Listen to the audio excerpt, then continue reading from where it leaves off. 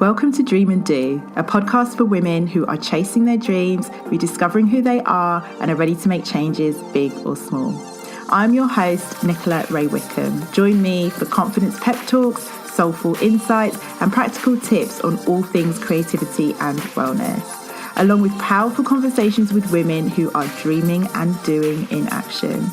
This is the stuff you're going to wish you knew years ago, but don't worry, it's not too late. Let's get started. Welcome to the Dream and Do podcast. I'm so excited to be back. I can't even tell you, as I sit here at my kitchen table in front of this mic, it's so nice to be talking to you guys again. You would have noticed, I know you've noticed, I received a fair few messages about it. The podcast took a little hiatus.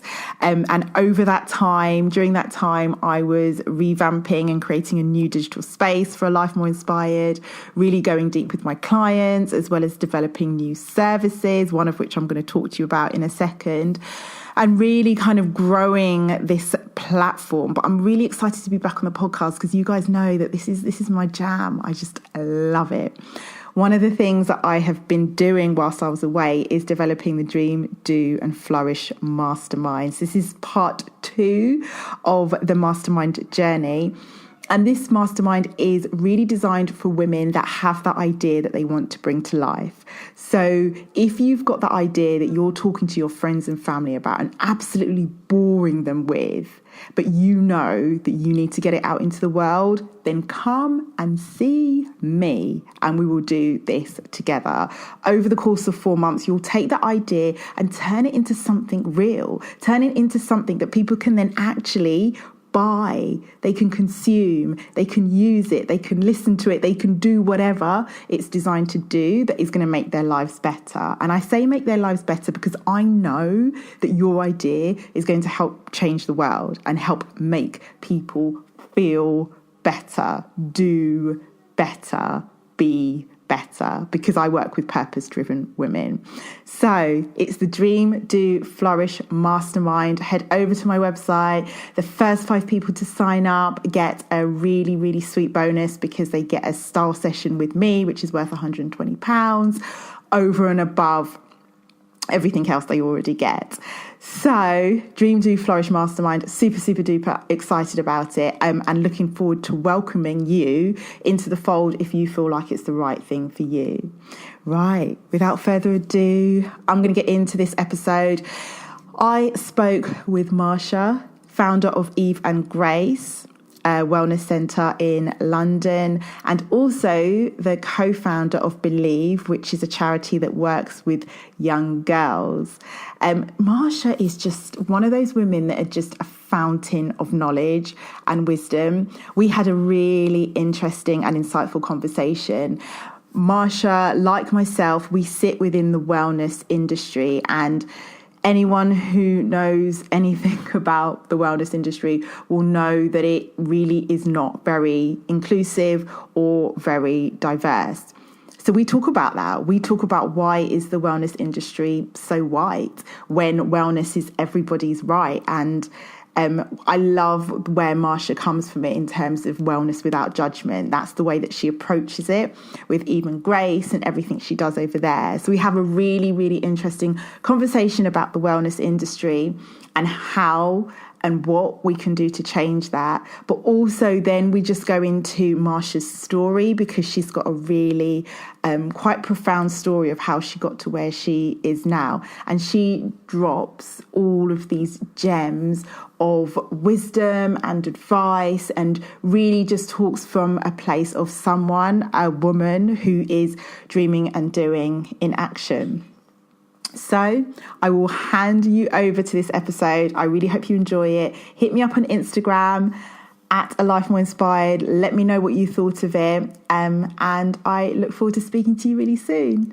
So today I am really excited to welcome Marsha from Eve and Grace to the Dream and Do podcast. We are going to talk all things wellness. Hi, Marsha. Hey, Nicola. So I obviously know all about you and absolutely love everything you do. But do you just want to tell our listeners a little bit about who you are and what it is that you do? Okay, so my name is Marsha Powell. I am a mother of 2 two beautiful children, I say, who are teenagers. So I am a sister. I am a business owner. I have a charity as well as a wellness studio. So quite a busy person, but living in and on my purpose. So, yes. That makes me smile so much to hear that. Mm-hmm. How long has it taken you to be in that place where you're living in and on your purpose? I'm going to say 7 years. So my purpose-driven journey really started after the death of my mum. I would say that sometimes tragedy can bring blessings, and even in the face of death, sometimes you have to see it for what it is. So my mum died of cancer, and I can say this has been the best 7 years of my life. Wow. Even though my mum is not here. Yeah. In terms of freedom, in terms of being able to do what the hell I want to do, exploring, and really living, you know, and being in control of my destiny. And that is by the grace of my mum. That is powerful, and what a beautiful legacy that is. Yeah. Right? I smile every time I think about her. Yeah. I can see why. I can see why. So today we're going to be talking more about Eve and Grace and the kind of wellness side of things. But do you want to just mention the charity? It's Believe, isn't it? Yeah, it is. Yeah. So after the death of my mum, I gave up my career to start the charity Believe, and it was really about ensuring that we kept our mum's legacy alive. We've underpinned the organisation with all my mum's values. My mum was a natural server. She loved people. She loved to help people. So in terms of a strategic objective, our objective is to support girls in developing core capabilities to be the leaders of their own world. So being confident, having the right types of skills and experiences to do exactly whatever they want. Yeah, sort of thing. Yeah. Amazing. And what were you doing before you started? Yes. Okay. I was a HR business partner, working for the Financial Services Authority, and enjoying it. I enjoyed it. I enjoyed every bit of it. I've had a really great career. I worked there for 13 years, actually. Yeah, 13 years. And those 13 years, I had 2 children. I'd done my HNC, I'd done my degree, I did my master's, and they paid for it. So It was like debt-free. But I learned so much being in that organisation, and I met some amazing people who've really supported me in developing and growing into the woman I am, you know, today, in terms of being shrewd and being articulate and understanding what is and what isn't. So, yeah, had a good time there. Yeah. Good time. Yeah. And so what was it that made you start Eve and Grace then? If you were enjoying your corporate career, obviously you had this big kind of life change with your mum, and then what moved you into that kind of wellness space? So with Believe UK, it has and is always underpinned with wellness, so confidence, being happy, self-esteem, and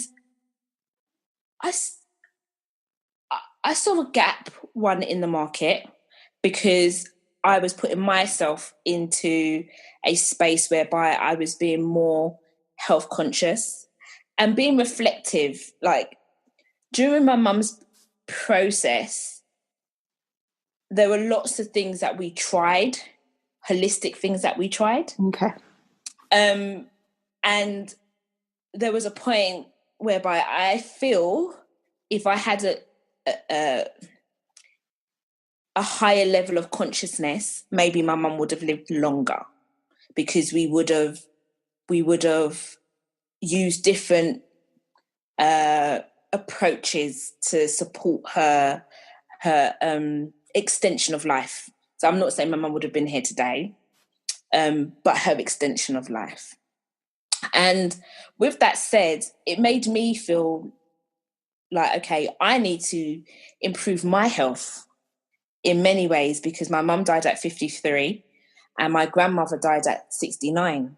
And those are two young ages as women. So my lineage, whether I want to accept it or not,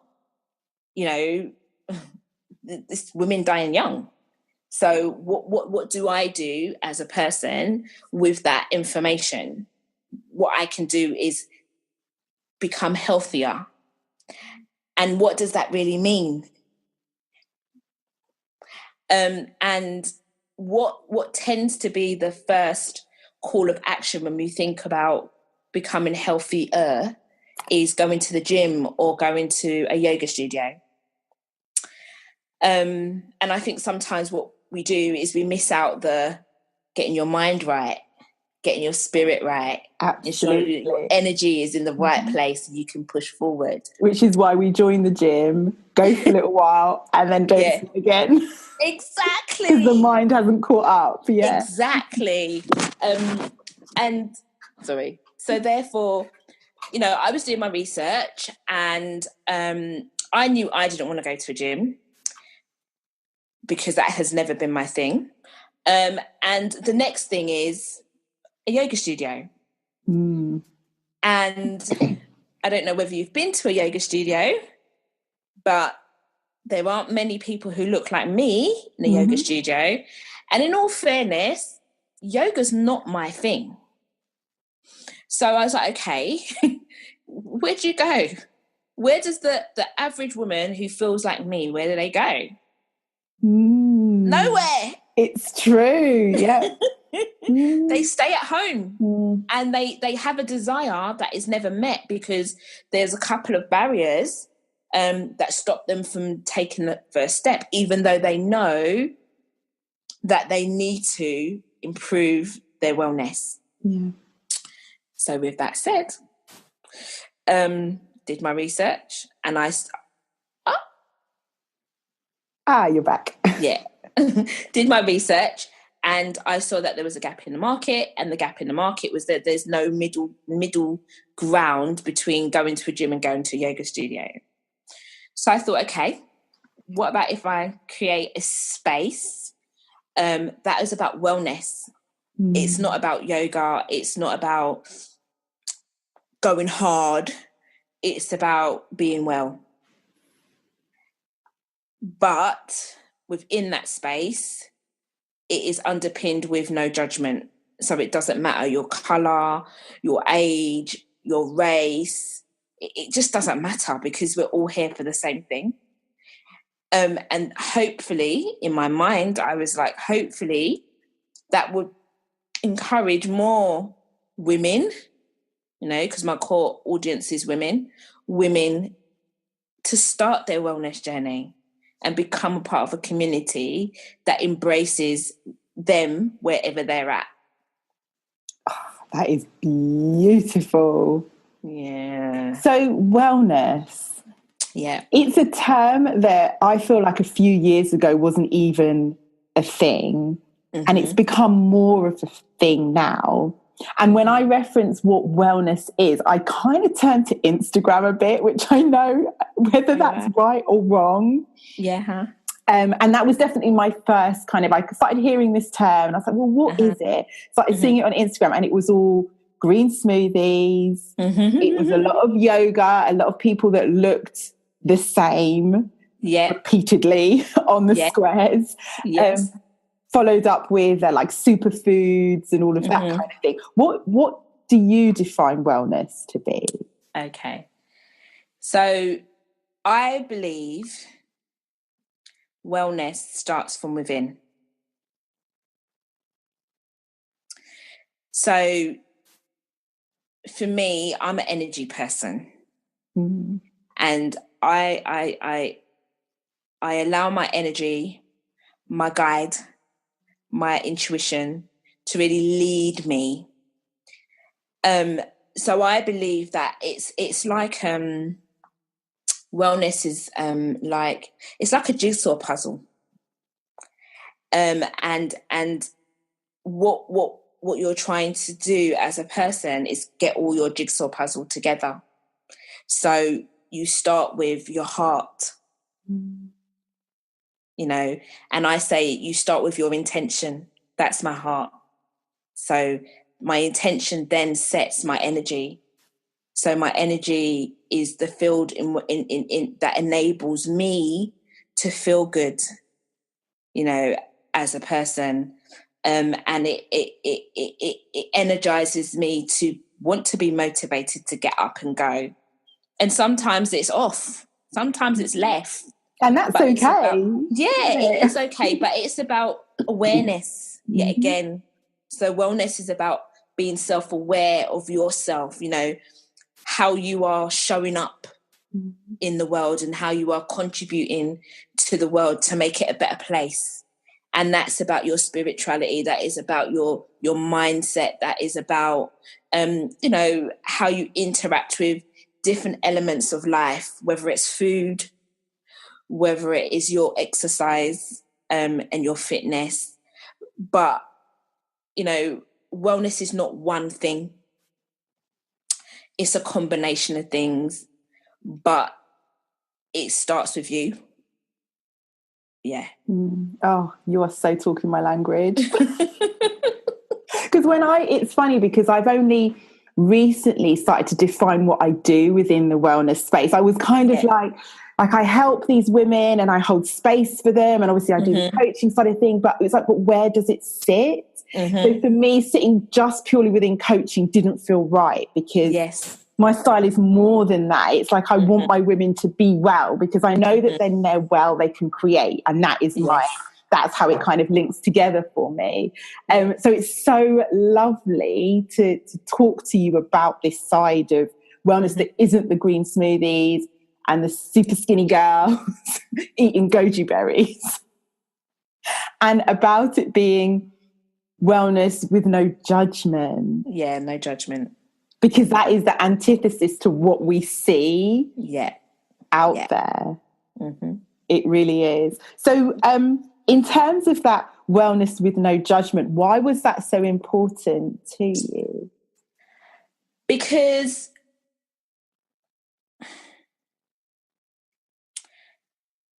I think that there is a unconscious barrier in wellness.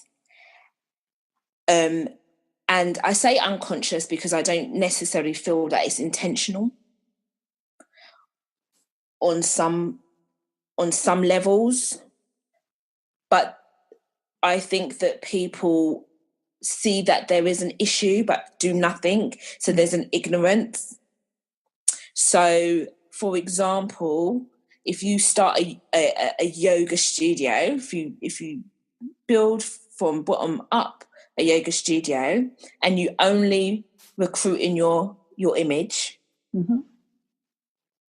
then you are sometimes unconsciously creating a barrier for those who come from a diverse background, because confidence does not dictate how you feel when you go into a space and feel like a minority, because I'm confident.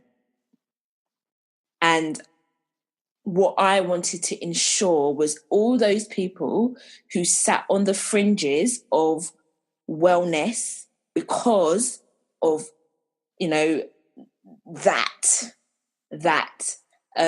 barrier, unconscious bias, conscious bias. If I didn't say something or have a mission that was quite strong, then they will still sit on the fringes. So it is that there's no judgment. And I say all the time, I have women come in of all different ages, and they ask the question, what is the average age of the woman who comes here? And Isn't that interesting that they ask that? But that obviously shows that it's on their mind, isn't it? And the reason why is because they go to classes with 30 women in, and most of them are young, and they are being competitive in the class. So they're going there to improve their health and their wellness, but they are, faced with young women who are there competitively, which then makes them feel, wow, this space isn't for me. It doesn't make me feel good. It's the opposite of feeling well. Exactly. So that's why many women do come and ask that question. And my answer is, we have a mixed age group, but we have no judgment here. None. You come here and you will feel welcomed. You will feel part of the community. And you will have a good class. So I've got excellent teachers. It's so funny because I've done over the years quite a lot of yoga and done it in different places. Yeah. And I was on a retreat last year and had the most amazing yoga teacher there. And it was only then that I started to really understand what yoga was. And all of those other places I'd been to, I'd felt the competition. But because I'm not a very competitive person by nature, I was like, whatever. And also when someone isn't, because I was always the other, I was like, love, you can't compete with me because we're on different, there's levels. So it's kind of, I was able to kind of lose that element of competition because I was like, well, I'm the other here anyway. So no. But it was only when I encountered this yoga teacher and it was like all of the competition had gone. And she talked about the actual principles of yoga. That it's not about competitiveness. It's about yourself and that challenge to yourself. And I think she actually challenged us all in the room that if you're feeling that element of competitiveness, rechannel that and challenge yourself to not have that. And not pushing too hard and all of kind of me stretching into these poses that my body wasn't meant to be in at that It's stage. your practice. Exactly. It's your practice. And so when I hear all of this, I'm like, but this is going against what yoga is meant to be. And maybe because it's been so far removed from its original source in the Western world, this is what's been done to it. Yeah, it's become so commercial that I think the intention in many spaces has been diluted because it is about how many people you can get on a mat, right? Rather than how the space is held. And how those in the room get an opportunity to connect with self and have a practice that, they leave and feel like, oh my God, this was amazing. Yeah. So interesting. So how, as you're talking, I'm thinking that maybe there are some women that are going, and maybe in my younger days, it was going to maintain weight or lose weight. And so that was maybe the competitive element of it was, rather than going to be well. Yeah. I think women engage with fitness for different reasons, whole different reasons. I find in my space, I have professional women and they engage in the space because they de-stress. So being a part of the space gives them that time to just be, to reconnect with themselves and de-stress. But I think there's still that social element of it, being in a space whereby you're with like-minded people and, whilst you are getting your sweat on, you're a part of an energy and it makes you feel good. Yeah. I can't wait for my visit. That's all I'm saying. But one of the things I'd say about even Grace as a space, we hardly have yoga on our schedule. So we're not a yoga studio. We are so a wellness studio. We have a diverse schedule for that reason, because what I know for sure is not everyone wants to do yoga. And if you do want to solidly do yoga, then my space isn't for you. Yes, we do have yoga on the schedule, but you're not going to find yoga on the schedule every single day, every hour of the day. You're not. What will you find? I do have yoga. I have Pilates. I have dance, because women like to dance. Yeah. And we do bar. And we also do meditation. So meditation has become a really big thing, and I think more and more people, especially in the UK, are really seeing the benefits of meditation. So we are trying to increase the opportunities our clients have to have guided meditation, or to at least be introduced to it, because there were still loads of people who have never meditated, and that's fine, but just like I said, giving them an opportunity to try. So the lack of representation in the wellness space, why do you think that is? I think it's like anything, isn't it? At the end of the day, dependent on who's at the top, making decisions will determine who comes to the table. And we tend to gravitate to people who look like us and sound like us. So therefore, if we're creating something, we're going to look to people who look and sound like us. And therefore, even though there is a diverse set of people who can contribute to the conversation, or who can change the narrative, they're not necessarily given an opportunity to be a part of the table.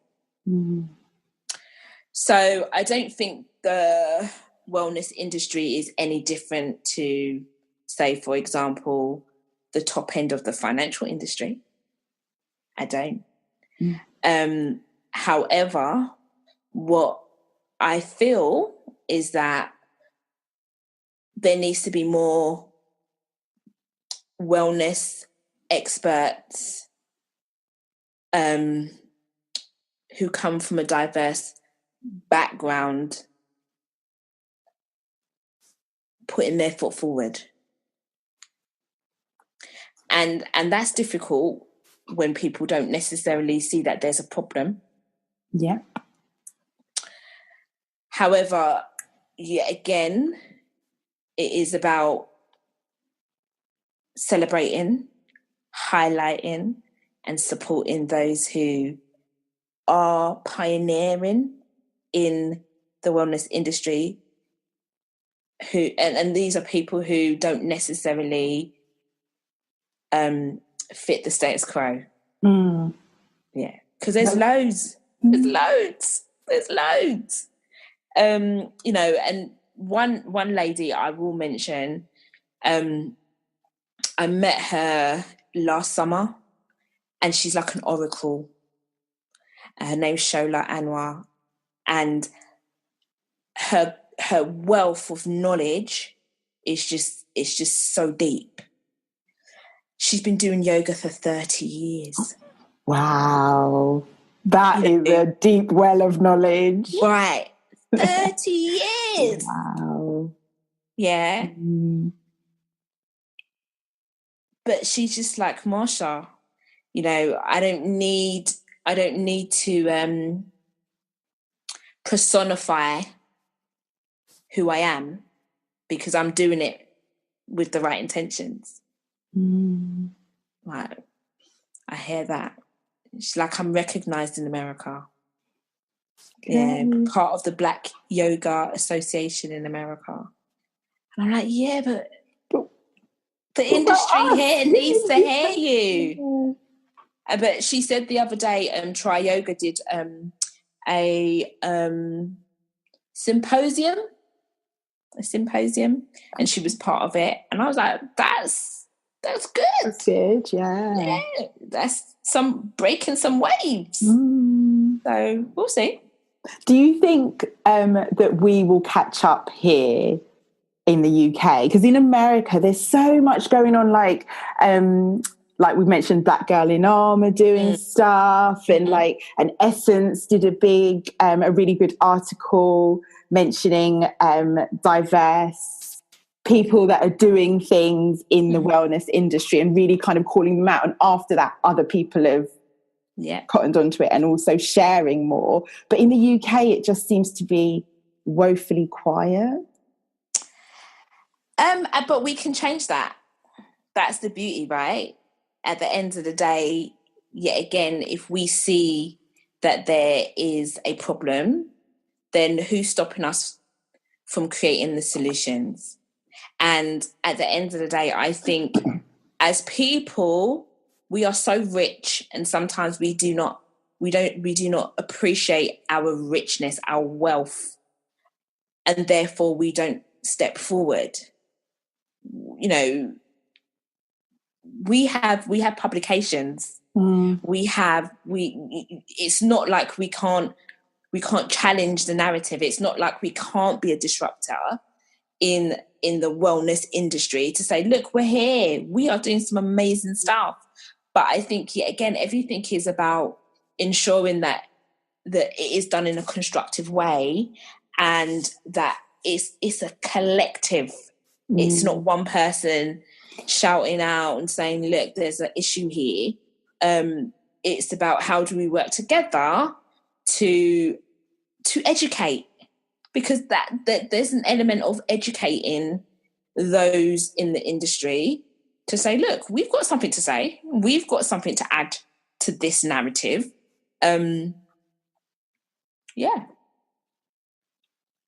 Nice. And do you feel like there's some education that needs to be done on the other side as well? So we know that certain communities have been marginalised, especially the Black community, when it comes to wellness.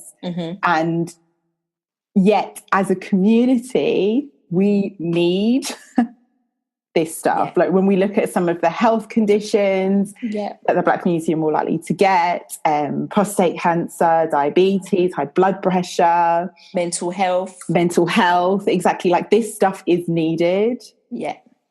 So I 100% believe that we need to educate ourselves and be open to different ways in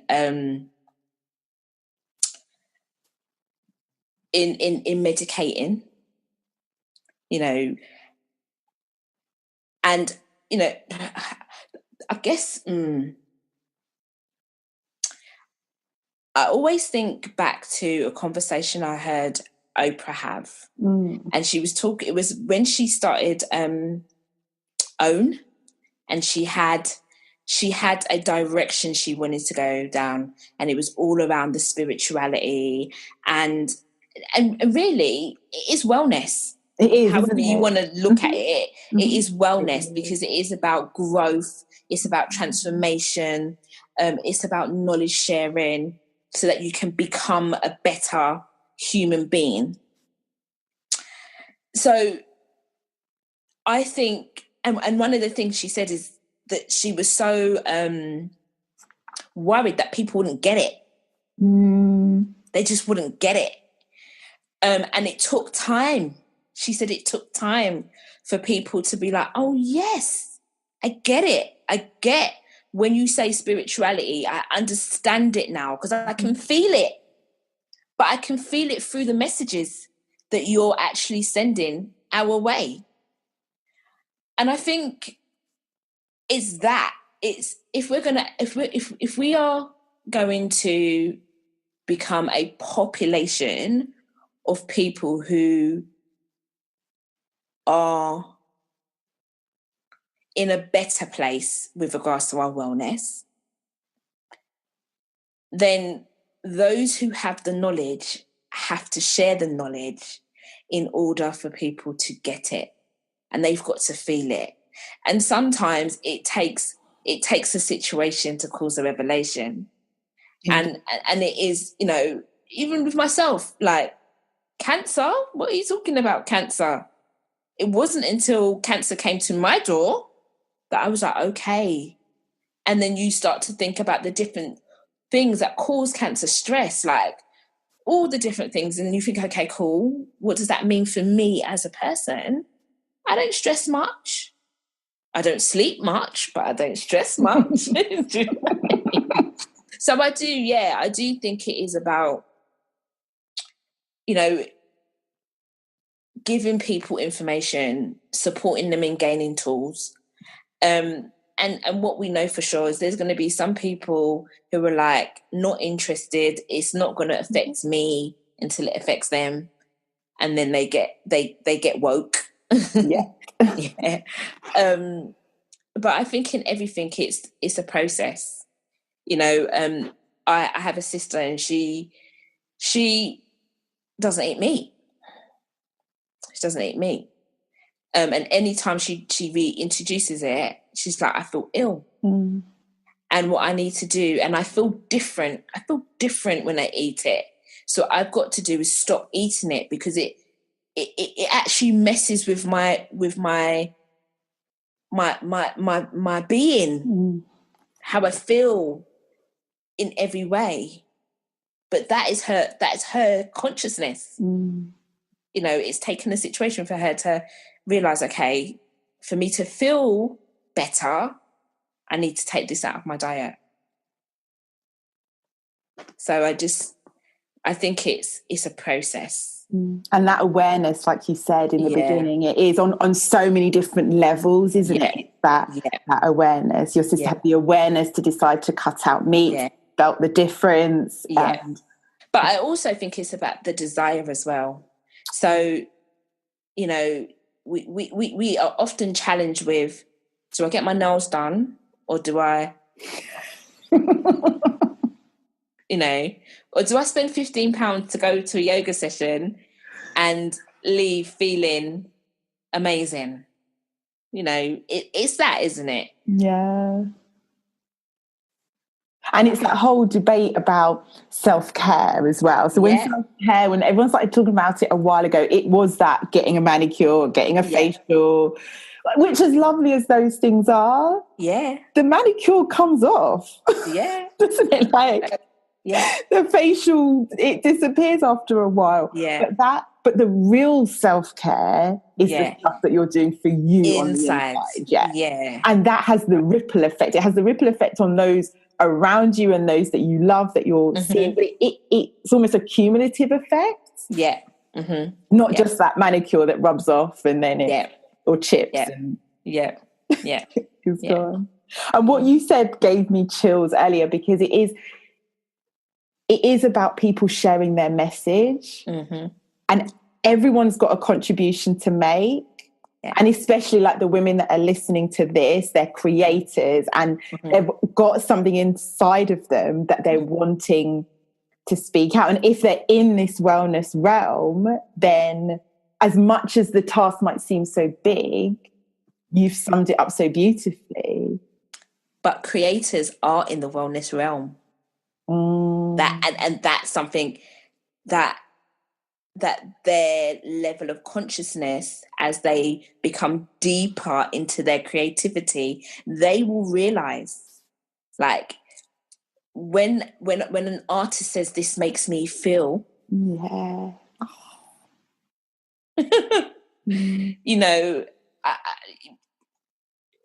that is wellness. Feeling happy, having a desire, you know, and yeah. Oh, wow. It is.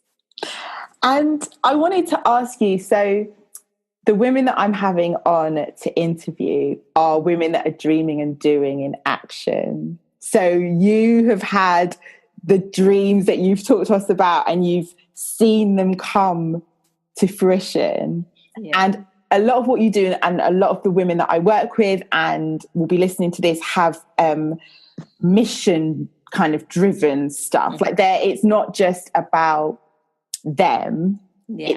It's going to change people's lives and make an impact. Yeah. How do you balance that for yourself? Kind of, does it ever feel like a burden to you?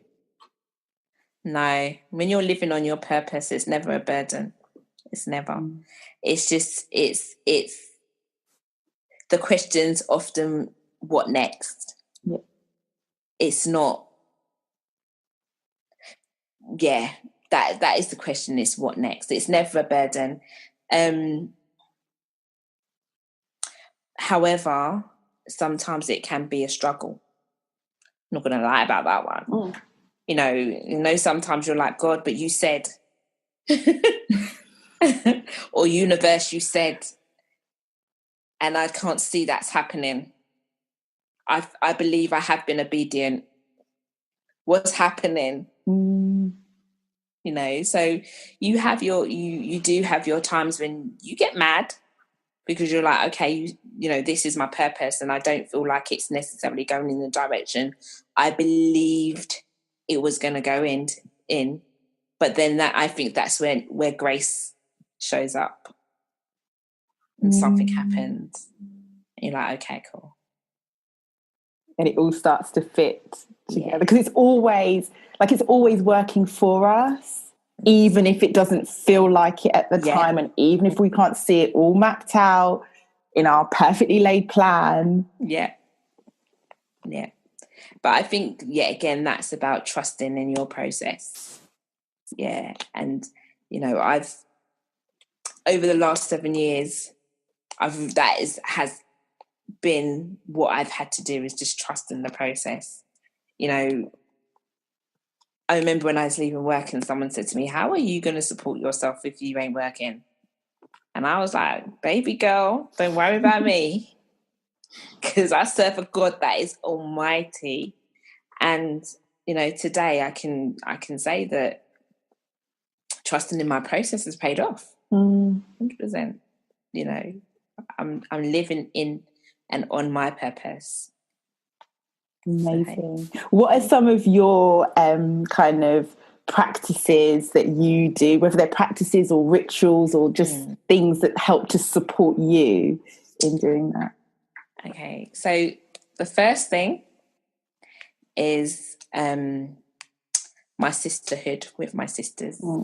Yeah, they give me life and they give me strength. I speak to my sisters, at least one of them every day. Most days, all three of them. Wow. Yeah, all three of them, and that enables me to have a level of balance, because sometimes, you know, you have thoughts and you have feelings and you just need to talk them through with someone, and get back to your rational self. So one of my rituals is definitely checking in with my sisters on a daily basis. And another is grounding myself in my sanctuary. So I am a bed person. So my bed is kind of like my place where I ground myself. I will be still. I will think. I will create on my bed. And there was a point in time where I spent a lot of time on my bed. But that's where my comfort is. And I think it's really important, especially in your home, to find a place where you find comfort and you can ground yourself. So if I'm not in my bedroom, I'm definitely in the kitchen. Okay. So those are my two places. So if my sisters are here, the kitchen is that place whereby we kind of we create in the kitchen. I think that's a traditional thing, isn't it? Yes, it is, isn't it? Around food. Yeah. And the other thing is just mapping out things that's in my mind, because I have lots of ideas. Mm-hmm. I have lots of conversations, and I personally have to work things out. I'm a blue sky thinker, so I will come up with mad ideas. My sisters will tell you. Mad ideas. But I need to, in terms of recharging my brain, I need to make sure that I can release some of that. So journaling, writing things down. I'm a notebook queen. I've got loads of notebooks everywhere. I love it. It's so funny. The women that I tend to have around me, the women that I tracked and conversate with, they're all into their notebook. Yeah, like, yeah. So simple things, really. Simple things. Things that can be replicated no matter where you are. Yeah. No.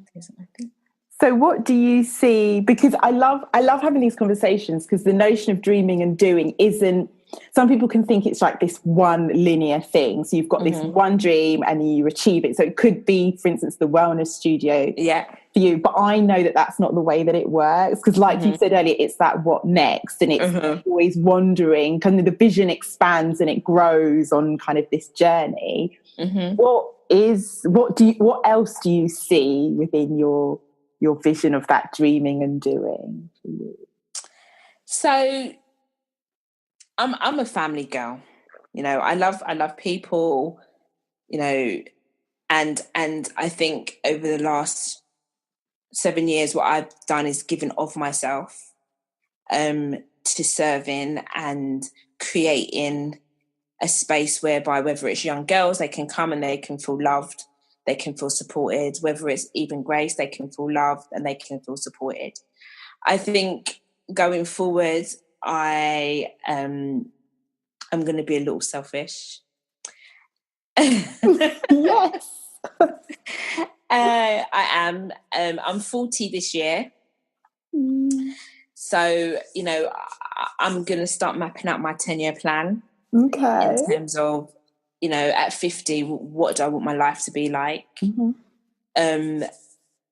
So my dreams will consist of, what 50 looks like. And, what are the things that I need to put in place in order to get to that place of 50, feeling happy, feeling good about myself, and in love with myself. So, yeah. I love that. That's what's next for me. And I love that way of planning, but it's a gentle plan. It's a intuitive plan. It's it's led by your joy rather than oh my gosh kind of 10 definitely. I was listening to a Super Soul Sunday. I can't remember who Oprah was interviewing, but he said life is short, but life is also long. And what we have to do is we need to live in the moment, because on either end of those spectrums, life being short, we're literally saying death. Life being long, we're alive. And we don't know what's coming around the corner. If we live in the moment, we're experiencing everything that needs to be. And I think when I heard that, I was like, yeah, actually, yeah, I get that. So, yeah. That's what it's all about.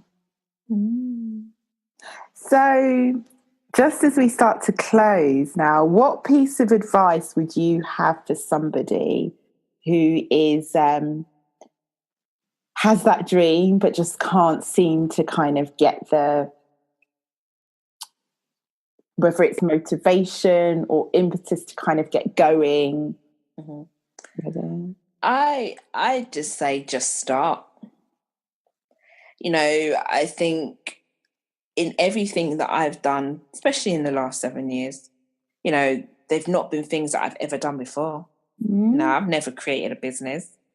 I'd never worked with young girls.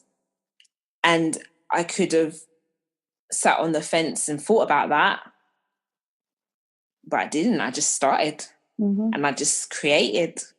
And today we have an organisation that my sister is doing a beautiful job. I'm going to plug that in sustaining. But I had to just start, and that's just like with Even Grace. Like I've never worked in the wellness industry, so I had a choice, and my choice was dream about it, do lots of research on it, or just start. Yeah. And you know, my message, I believe, I received from God was, do everything I ask you to do, and you will have everything you need. All you have to do is just start.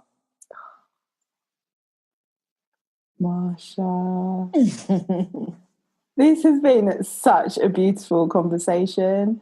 And you know what? I just want to acknowledge you within all of this, and thank you for just starting, because in you just starting, all of those young girls and women have been impacted by that and continue to be impacted by that, and will be going forward. Yeah. I just have to share this one story because sometimes you have a desire to give up because things aren't going the way that you want them to go. I got an email the other day by a lady, and she said, look, I've seen your organisation online, Even Grace, and for 4 years I've done no exercise. I used to be a gymnast, but I've got a polysthetic leg from my knee to my ankle. Okay. And I just want to start. And I was like, well, come in, let's have a conversation, because obviously you want to make sure that from a health and safety perspective, everything's going to be okay. She came last Friday, and she'd done the class. So obviously we had a consultation, spoke to the teacher. She did a bar class, a bar class. This is a woman who's got a polysthetic leg, one leg shorter than the other. Mm-hmm. And when she finished her class, she said, you know what, I want to thank you.